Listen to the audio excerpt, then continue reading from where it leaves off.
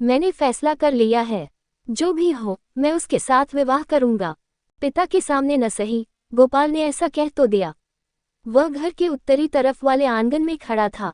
उसके पिता शंकरन नायर पूर्वी तरफ की चौपाल पर खड़े थे। पुत्र दृढ़तापूर्वक कहता है, वह जरूर उस लड़की के साथ विवाह करेगा। तेरी ऐसी हिम्मत! गरजते हुए शंकरन नायर उछलकर उसकी ओर दौड़ पड़े। उनके हाथ में लाठी थी। पिता को दौड़ा आते देख गोपाल ऐसे चलने लगा मानो भागता हो। शंकरन नायर ने लाठी गोपाल के घुटने को लक्ष्य करके फेंकी। सौभाग्य से निशाना चूक गया। शोरगुल सुनकर पार्वती रसोई घर से बाहर आई। क्यों हल्ला मचाते हो? पति पर रोब सा जमाते हुए उसने पूछा। शंकरन नायर ने जवाब दिया, देखो न इसकी हिम्मत, मेरे सामने कहता है कि उस लड़की से विवाह करेगा। बदतमीज! फिर भी पार्वती ने पति को दोषी ठहराया। खैर, उसने तो उस लड़की के साथ विवाह करने का निश्चय कर लिया, लेकिन मैं पूछती हूँ, तुमने क्यों ऐसा कहने का मौका उसे दिया? शंकरन नायर अब पत्नी पर गुस्सा हो उठे। तुम क्यों नहीं कहोगी? तुम्हारा खानदान ही कुछ ऐसा है, बाप को मारने वाला। पार्वती भड़की, मेरे खानदान के बारे में कुछ न कहना।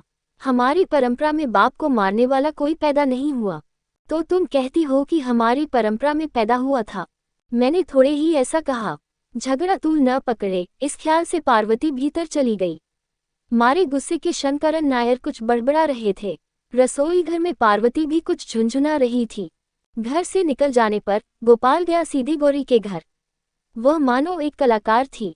झगड़ा खत्म होते न होते वह सीधे गौरी के घर जाता है, मानो इस उद्देश्य से कि उसके पिता देख लें। अपने पिता की रत्ती भर भी उसे परवाह नहीं। किसी पागल की तरह शंकरन नायर चिल्ला उठे, अरे पारो देखना, वह कहाँ जाता है। पार्वती उत्तरी तरफ वाले आंगन में आई। उसने देखा कि उसका बेटा गौरी के घर की चौपाल पर बैठकर बीड़ी पी रहा है। तब गौरी आंगन में आकर खड़ी हुई। दोनों में कुछ बातचीत हो रही है। वह छोकरी पैर के अंगूठे से जमीन कुरेद रही है। पार्वती और शंकरन नायर दोनों ने ये सारा दृश्य देखा। अब की बार कराल काली का आवेश हुआ पार्वती पर। देखो न उसे, कैसी ठसक दिखा रही है, बेहया कहीं की। न मालूम कौन सा टोना टोटका करके उसने मेरे बेटे को बस में कर रखा है। कहते कहते पार्वती का कलेजा मुंह को आ गया। उसे ऐसा लग रहा था जैसे उसका बेटा सदा के लिए उसके हाथ से निकल गया हो। वह अपने आप को भूलकर जोर से पुकार उठी, अरे गोपाल! लेकिन मुड़कर देखा गौरी ने। गोपाल भीतर चला गया। 2 उस गांव के लिए उस महीने की प्रमुख घटना थी यह। गोपाल गौरी के साथ विवाह करना चाहता है, लेकिन गोपाल के माता पिता को ये बिल्कुल पसंद नहीं। यही नहीं, दोनों इस विवाह के विरुद्ध हैं।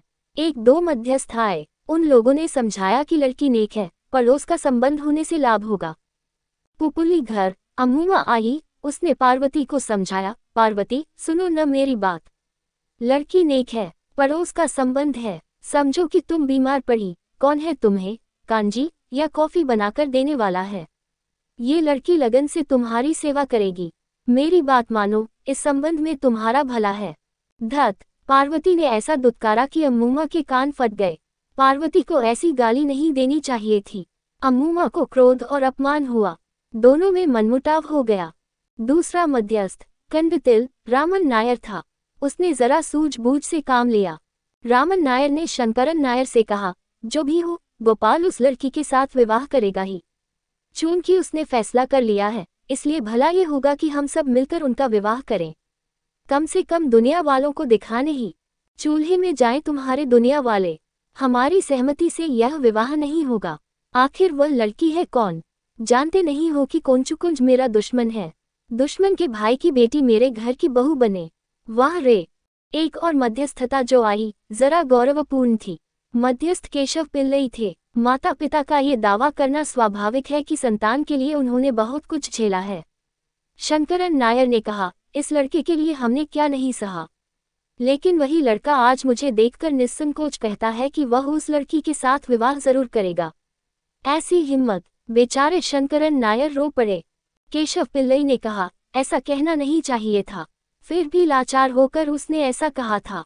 बात शंकरन नायर की समझ में नहीं आई। भाई, जरा बताओ कि वह लाचार क्यों? हाँ भाई, वह लाचार तो है। तुम्हारे प्रति उसमें अटूट श्रद्धा है। समझ लो कि इस श्रद्धा के कारण ही उसने ये विवाह करने का फैसला किया था। शंकरन नायर अब भी कुछ समझ नहीं सके, ये क्या पहेली बुझाते हो जी। केशव पिल्लई मुस्कुराते हुए बोलने लगे, वह चाहता है कि उसके नाम पर कोई बट्टा न लगे, इसलिए ही उसने उस लड़की के साथ विवाह करने का निश्चय किया। लेकिन बात कुछ ऐसी है कि वह तुमसे कह नहीं पा रहा है। शंकरन नायर हक्का बक्का रह गए। आखिर केशव पिल्लई ने वह रहस्य उनके कानों में कहा, वह लड़की मां बनने वाली है, कोई और नहीं, तुम्हारा ही बेटा है। ऐसी हालत में उस लड़की को छोड़ना क्या धर्म होगा। शंकरन नायर के लिए ये बिल्कुल ताज़ा खबर थी। एक निमेष के लिए वह सन्न रह गए, फिर बोले, मैं तभी से उसको चेताता आ रहा था कि उधर मत जाया करो। उस शकुनी कोंचुकुंज का घर तो है, वह जाओ तो खतरा। अब आया है अक्लमंदी का काम करके, समझता है कि माँ बाप मानेंगे, यही बात है न। केशव पिल्लई ने शंकरन नायर को मनाते हुए कहा, वैसी बात नहीं भई, तुम ये क्यों नहीं समझते कि वह धर्म न्याय देख रहा है। शंकरन नायर ने अपना निर्णय सुनाया, जो भी हो, हम इस विवाह में सम्मिलित नहीं होंगे। हमारी अनुमति के साथ यह विवाह नहीं होगा। वह दैत्य भी पराजित हुआ। अब ये निश्चित रूप से मालूम हो गया कि माता पिता की सहमति के साथ वह विवाह संपन्न होने वाला नहीं है। 3. गौरी मातृविहीन लड़की थी। पिता अनपढ़ थे। पिता के एक छोटा भाई था, बड़ा होशियार, नाम था कोंचुकुंज पिल्लई। उसमें और शंकरन नायर में बड़ी दुश्मनी थी। शंकरन नायर को अपमानित करने का एक अच्छा अवसर कोंचुकुंज पिल्लई को मिला। ऐसा मौका वह क्यों हाथ से निकलने देगा। गोपाल का विचार था कि किसी प्रकार के आडंबर के बिना गांव के 4 बड़े आदमियों के समक्ष विवाह संपन्न हो जाए। माता पिता, चाचा, मामा और अन्य सगे संबंधी नाराज हो चुके। उनकी अनुपस्थिति में भोज आदि रखना अनावश्यक है, पैसे का खर्च अलग। गौरी के पिता ने इस सुझाव को मान लिया, किंतु कोंचुकुंज पिल्लई इससे संतुष्ट नहीं है। उसके भाई के घर होने वाला अंतिम शुभ कार्य है ये, इसलिए ठाट बाट से ही करना है। गौरी के पिता के पास कुछ रुपए थे। छोटे भाई के दबाव के सामने बड़े भाई को झुकना पड़ा। गौरी की भी ये अभिलाषा थी कि उसका विवाह ठाट बाट से हो, इसलिए गोपाल ने मान लिया। सारा गांव विवाह में निमंत्रित था। अच्छा खासा भोज भी था। अल्पशय से कोंचुकुंज पिल्लई एक ग्रामोफोन लाया, जो उस गांव के लिए एक नई चीज थी। कोंचुकुंज पिल्लई ने उस ग्रामोफोन का मुख शंकरन नायर के घर की तरफ रखा। विवाह के पहले दिन रात भर गाना ही गाना था। एक प्रकार के आत्मसंतोष के साथ कोंचुकुंज पिल्लई बोला, वह बेईमान शंकरन आज सो न पाए। न सिर्फ ग्रामोफोन वाला गाना बजाना था, बल्कि नागस्वर भी था। उस दिन एक बड़ा भोज भी था। उस दिन तड़के ही शंकरन नायर उठकर कहीं चले गए थे, लेकिन पार्वती थोड़े ही कहीं जा सकती थी। निशी दिन उसकी आंखें बरसती रहीं। जिस पुत्र को अपनी कोख में 10 महीने धोकर जन्म दिया, उस पुत्र ने न केवल उसकी अवहेलना की बल्कि अपनी माता को कहीं मुंह दिखाने योग्य न रखा। वह ये भली भांति जानती थी कि यह सारा ठाट बाट उसे और उसके पति को अपमानित करने के लिए ही है। इस काम में उसका बेटा उन लोगों का साथ देता है, वह सब कुछ भूला हुआ है। पार्वती ने अपने सिर पर दोनों हाथ रख कर शाप दिया, जिसने मेरे बेटे को टोने टोटके से इस तरह कर दिया, उसका सिर फूट जाए। गोपाल की पुरानी अनुसरणशीलता का स्मरण करती तो यह विश्वास पक्का हो जाता है कि बेटे पर टोना टोटका कर दिया है। गोपाल पहले ऐसा नहीं था, माँ बाप की बात मानने वाला था। विवाह हो गया। पार्वती और शंकरन नायर गोपाल को दूर से देख लेते थे। वह विवाह सारे गांव की चर्चा का विषय बन गया। दोनों के संबंध में कहने सुनने को बहुत कुछ था। गौरी के पिता को इस बात का भरोसा था कि उसे एक दामाद मिल गया, भले ही सारे रुपये खर्च हुए हों। कोंचुकुंज पिल्लई को ऐसी तृप्ति हुई जैसी खीर पीने पर होती है। 2 महीने बीत चले। एक दिन गोपाल अपने घर गया। शंकरन नायर और पार्वती आंगन में नारियल के पत्ते संवार रहे थे। गोपाल विवाह के पहले अपना घर छोड़ गया था, तब से पहली बार घर में कदम रखा है। मुखमुद्रा देखने पर ऐसा मालूम होता है कि वह किसी निर्णय पर आ पहुंचा है। आहट सुनकर शंकरन नायर ने सर उठा कर देखा। गोपाल थर थर कांप उठा। शंकरन नायर मारे क्रोध के उछल पड़े, क्यों रे, तू इधर क्यों आया। गोपाल ने जो वाक्य कंठस्थ कर रखा था, जैसे तैसे कह दिया, मुझे अपना हिस्सा चाहिए। तुझे हिस्सा चाहिए। हाथ उठाते हुए शंकरन नायर आगे कूद पड़े। गोपाल चंपत हो गया। इस बीच में गौरी के पिता का देहांत हो गया। गौरी का गर्भ बढ़ रहा था। घर का खर्च मुश्किल से चलता था। तब उसका एकमात्र संरक्षक कोंचुकुंज पिल्लई ही था। उसने गोपाल को उपदेश दिया, तुम बगिया से नारियल तोड़ लाओ, तुम्हारा भी तो हक है। दिन में बगिया में घुसकर नारियल तोड़ने की हिम्मत गोपाल में न थी, इसलिए कार्रवाई रात में होने लगी। जिद्दी शंकरन ने थाने में शिकायत की। पुलिस के सिपाही गोपाल को कैद कर ले गए। शाम को कोंचुकुंज पिल्लाई उसे छुड़ा लाया। खैर, कहीं चैन नहीं। गांव वालों में कुछ एक मध्यस्थता करने आए। अंत में दक्षिणी तरफ 5 एकड़ जमीन गोपाल के हिस्से में देने के लिए शंकरन नायर राजी हुए। गौरी ने एक बच्चे को जन्म दिया। प्रसव कुछ कष्टपूर्ण था, अस्पताल ले जाना पड़ा। इतना ही नहीं, 2-4 दिन उधर उसे ठहराना भी पड़ा। इधर उधर से कर्ज लेने पर ही गोपाल यह सारा खर्चा संभाल सका। बंटवारे में जो 5 एकड़ बगिया मिली, उसमें 10-20 नारियल के पेड़ थे। इससे क्या दिन कटते। कोंचुकुंज पिल्लई की मदद से गोपाल ने बगिया एक ईसाई को 600 रुपये में बेच दी। गोपाल को 600 रुपये मिले थे, उसमें 200 रुपये कर्ज चुकाने में लग गए। 50 रुपये में उसने गौरी के लिए एक साड़ी और चोली खरीदी। पहली बार उसने अपनी पत्नी को साड़ी खरीद कर दी। गोपाल ने एक नए आनंद का अनुभव किया। उस दिन रात को पति पत्नी ने भविष्य के बारे में देर तक सोच विचार किया। 300 रुपये बचे हुए हैं।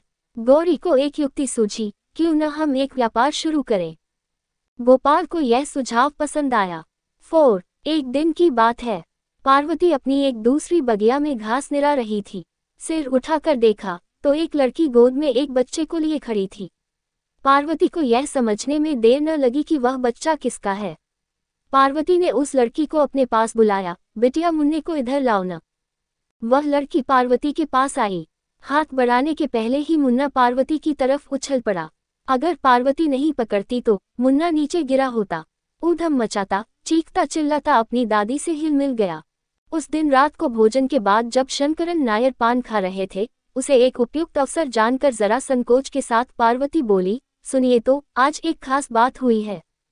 शंकरन नायर ने पूछा, कौन सी बात? पार्वती ने कहा, खून का रिश्ता बड़ी चीज होती है। हुआ क्या? आज शाम को मैं घास निरा रही थी। वह मुन्ना दद्दी कहता हुआ मेरी तरफ कूद पड़ा। अगर मैं हाथ न बढ़ा लेती तो बच्चा नीचे गिरा होता, मुझे छोड़ जाता ही नहीं। शंकरन नायर ने कहा, परसों मैंने भी उसे देखा, वह मेरी तरफ भी कूद पड़ा। मुन्ना तो बिल्कुल तुम्हारी तरह है। पार्वती ने विरोध किया, ना, मैं कहती हूँ कि वह बिल्कुल अपने दादा की तरह है। 5 गोपाल के व्यापार में वृद्धि नहीं हुई। बात ये थी, उसे व्यापार संबंधी बातों का परिचय न के बराबर था। घर के खर्च के लिए व्यापार से पैसा लेना पड़ता था। शाम का समय था। पार्वती और शंकरन नायर अपनी एक दूसरी बगिया में तरकारी के पौधे लगा रहे थे। उस दिन भी वह लड़की मुन्ने को लेकर आई। उस दिन वह अपने दादा के हाथों में कूद पड़ा। शंकरन नायर ने मुन्ने का मुखड़ा दादी के मुख से मिलाते हुए कहा, लो, कोई फर्क नहीं। मुन्ने को ले जाते समय गौरी से कहने के लिए पार्वती ने एक बात कही, कह दो उससे कि रोज मुन्ने की नजर उतारे। एक संध्या को गौरी के घर से मुन्ने के लगातार बिलक बिलक कर रोने की आवाज सुनाई पड़ी। शंकरन नायर और पार्वती घर के पिछवाड़े में खड़े थे। पार्वती ने बेचैनी से पति से पूछा, मुन्ना क्यों ऐसा बिलख रहा है? कहीं उसका दम न घुट जाए। वह लड़की ही तो उसे उठाए हुए है। मुन्ने की माँ कहाँ गई? शायद वह घर में नहीं है। बच्चा क्यों ऐसा रोता है? उसकी सेहत ठीक नहीं है क्या? गोपाल भी उधर नहीं है, वह हाट गया है। दूसरे दिन मालूम हुआ कि गौरी बेहोश पड़ी है, उसे जोर का बुखार है।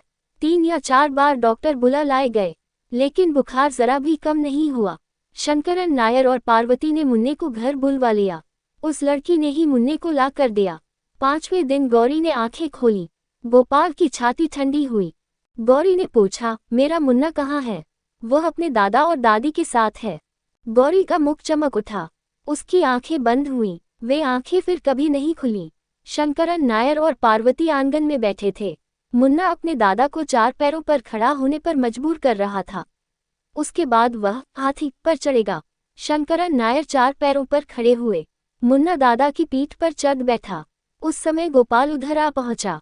उसने बेटे को डांटा, अरे ये तू क्या कर रहा है? पार्वती बोली, करने दो बेटा, तुम्हारे पिता 30 साल बाद हाथी बन रहे हैं। तुम्हारे लिए हाथी बनने के बाद आज ही बने हैं।